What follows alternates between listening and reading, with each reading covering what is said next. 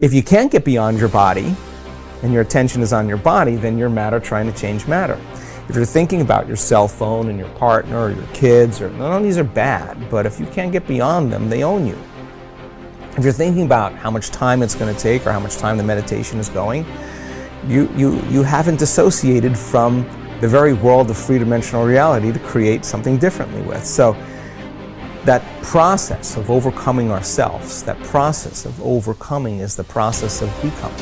As an example, people stand on the stage, and they tell their testimonials, their stories at our events, whether it's stage 4 cancer, blindness, deafness, MS, lupus, we've seen just about everything. Parkinson's. So many people say, I really believe that this information, or that you could actually create a better life for yourself, or you could heal yourself. I always believed that it was true, and I saw the testimonials of other people, I've read the information, I saw the scientific research. I just never believed it could happen to me, or that I could do it. Now this is a big moment.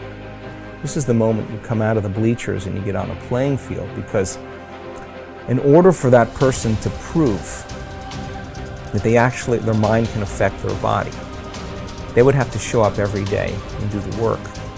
If they don't show up, then they don't believe it's possible. If they do show up every day, they do believe it's possible. And you keep showing up every day after a period of time, you start feeling worthy to receive it. And the universe only gives us what we think we're worthy of receiving. So it's the overcoming process that is the becoming process. People who are sick in this work, I can guarantee you with stage 4 cancer that has metastasized to every organ, every tissue, every bone in their body, and they've gotten the diagnosis and the prognosis, I'm sure there were days where they felt fear.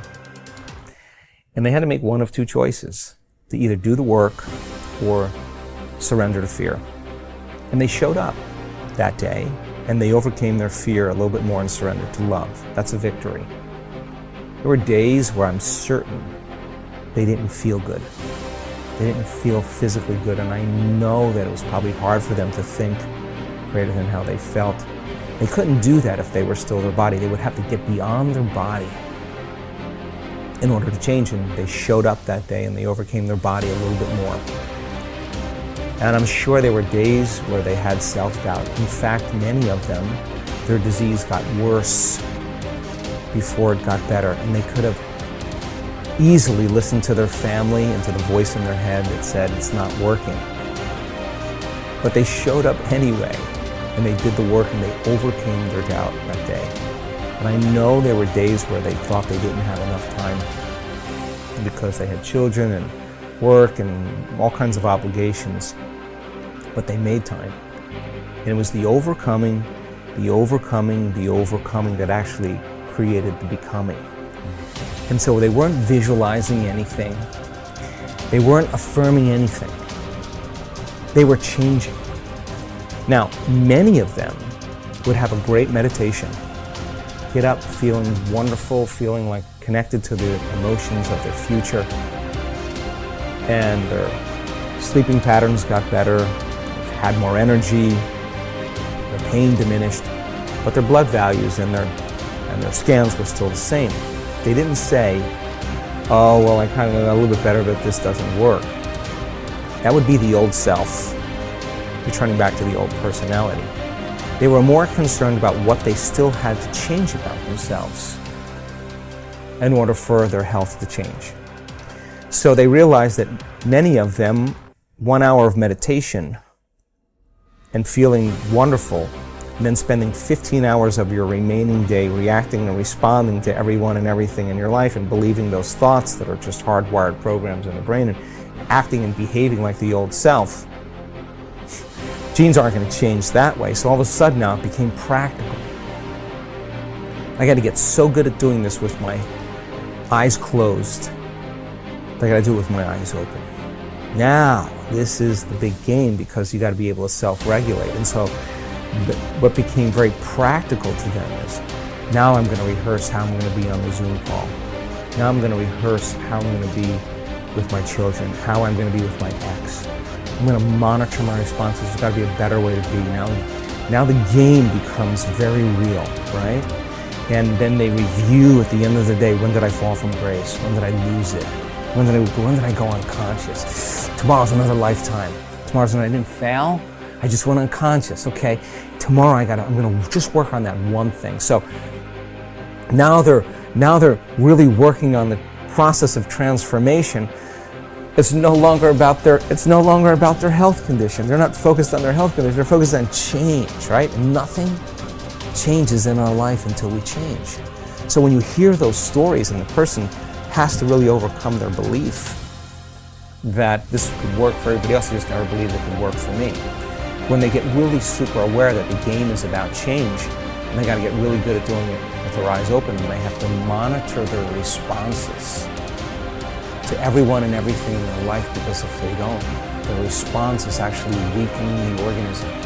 They got to catch their thoughts, because that thought that they let slip by could actually knock their brain and body out of homeostasis and turn on the stress response. So now the game changes now, and it takes an enormous amount of energy, and it takes an enormous amount of awareness. And it's not easy, and if it was easy, everybody would be doing it. But you ask that person who stands on the stage, that's the 4-minute mile, about their disease. They'll tell you two things. My disease was my greatest teacher. They'll tell you that. And you'll ask them, where's the disease now? Where is it? They'll say, it's in the old person. I'm somebody else. They didn't visualize anything. They didn't affirm anything. They just kept practicing overcoming. And it's the overcoming process that actually affects the becoming process. What determines the difference in human actions? Throughout my life, I have passionately sought the answer to these questions. One thing is clear to me. Human beings are not random creatures. Everything we do for a reason. We may not be aware of the reason consciously, but there is undoubtedly a single driving force behind all human behavior. This force impacts every facet of our lives, from our relationships and finances to our bodies and brains. What is this force that is controlling you even now and will continue to do so for the rest of your life? Pain and pleasure. Everything you and I do, we do either out of our need to avoid pain or our desire to gain pleasure. So often, I hear people talk about changes they want to make in their lives, but they can't get themselves to follow through. They feel frustrated, overwhelmed, even angry with themselves because they know they need to take action, but they can't get themselves to do it. There is one elementary reason. They keep trying to change their behavior, which is the effect instead of dealing with the cause behind it. Understanding and utilizing the forces of pain and pleasure will allow you once and for all to create the lasting changes and improvements you desire for yourself and those you care about. Failure to understand this force dooms you to a future of living in reaction like an animal or a machine. Perhaps this sounds like a complete oversimplification, but think about it. Why don't you do some of the things you know you should do? After all, what is procrastination? It's when you know you should do something, but you still don't do it. Why not? The answer is simple. At some level, you believe that taking action in this moment would be more painful than just putting it off. Yet, have you ever had the experience of putting something off for so long that suddenly you felt pressure to just do it, to get it done? What happened? You changed what you linked pain and pleasure to. Suddenly not taking action became more painful than putting it off. A man who suffers before is necessary, suffers more than is necessary. What keeps you from approaching that man or woman of your dreams? What keeps you from starting that new business you've been planning for years? Why do you keep putting off that diet? Why do you avoid completing your thesis? Why haven't you taken control of your financial investment portfolio? What prevents you from doing whatever it takes to make your life exactly as you've imagined it? Even though you know that all these actions would benefit you, that they could definitely bring pleasure to your life, you fail to act simply because in that moment you associate more pain to doing what's necessary than missing the opportunity. After all, what if you approached that person and they rejected you? What if you tried to start that new business but failed and lost the security you have in your present job? What if you started a diet and went through the pain of starving yourself, only to gain the weight back eventually anyway? What if you made an investment and lost your money? So why even try? For most people, the fear of loss is much greater than the desire for gain, which would drive you more. Keeping someone from stealing the $100,000 you've earned over the last 5 years, or the potential of earning $100,000 in the next 5. The fact is that most people would work much harder to hang on to what they have than they would to take the risks necessary to get what they really want from their lives. The secret of success is learning how to use pain and pleasure instead of having pain and pleasure use you. If you do that, you're in control of your life. If you don't, life controls you. If we link massive pain to any behavior or emotional pattern, we will avoid indulging in it at all costs. We can use this understanding to harness the force of pain and pleasure to change virtually anything in our lives, from a pattern of procrastinating to drug use. How do we do this? Let's say, for example, you want to keep your children off drugs. The time to reach them is before they experiment and before someone else teaches them the false association that drugs equal pleasure. My wife and I decided that the most powerful way to make sure our kids would never use drugs was to cause them to link massive pain to drugs. We knew that unless we taught them what drugs were really about, someone else might convince them that drugs were a useful way of escaping pain.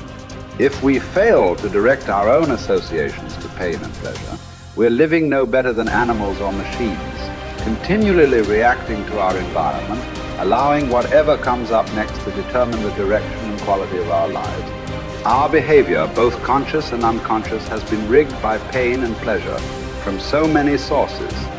Childhood peers, moms and dads, teachers, coaches, movie and television heroes, and the list goes on. You may or may not know precisely when programming and conditioning occurred. It might have been something someone said, an incident at school, an award-winning sports event, an embarrassing moment, straight as on your report card, or maybe failing grades. All of these contributed to who you are today. I cannot emphasize strongly enough that what you link pain and pleasure to will shape your destiny. As you review your own life, can you recall experiences that formed your neuro-associations and thus set in motion the chain of causes and effects that brought you to where you are today? What meaning do you attach to things? If you're single, do you look upon marriage wistfully as a joyous adventure with your life mate? Or do you dread it as a heavy ball and chain? As you sit down to dinner tonight, do you consume food matter? Of factly as an opportunity to refuel your body? Or do you devour it as your sole source of pleasure? Men, as well as women, are much oftener led by their hearts than by their understandings. Though we'd like to deny it, the fact remains that what drives our behavior is instinctive reaction to pain and pleasure, not intellectual calculation. Intellectually, we may believe that eating chocolate is bad for us, but we'll still reach for it. Why? Because we're not driven so much by what we intellectually know, but rather by what we've learned to link pain and pleasure to in our nervous system. It's our neuro-associations, the associations we've established in our nervous systems that determine what we'll do. Although we'd like to believe it's our intellect that really drives us, in most cases our emotions. The sensations that we link to our thoughts are what truly drive us. Many times we try to override the system. For a while we stick to a diet. We finally pushed ourselves over the edge because we have so much pain. We will have solved the problem for the moment.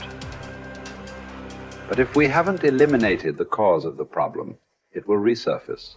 Ultimately, in order for a change to last, we must link pain to our old behavior and pleasure to our new behavior and condition it until it's consistent. Remember, we will all do more to avoid pain than we will to gain pleasure. Going on a diet and overriding our pain in the short term by pure willpower never lasts simply because we still link pain to giving up fattening foods. For this change to be long-term, We've got to link pain to eating those foods so that we no longer even desire them, and pleasure to eat more of the foods that nourish us. People who are fit and healthy believe that nothing tastes as good as thin fields, and they love foods that nourish them. In fact, they often link pleasure to pushing the plate away with food still on it. It symbolizes to them that they're in control of their lives. The truth is that we can learn to condition our minds, bodies, and emotions to link pain or pleasure to whatever we choose. By changing what we link pain and pleasure to, we will instantly change our behaviors. With smoking, for example, all you must do is link enough pain to smoking and enough pleasure to quitting. You have the ability to do this right now, but you might not exercise this capability because you've trained your body to link pleasure to smoking, or you fear that stopping would be too painful. Yet, if you meet anyone who has stopped, you will find that this behavior changed in one day. The day they truly changed what smoking meant to them,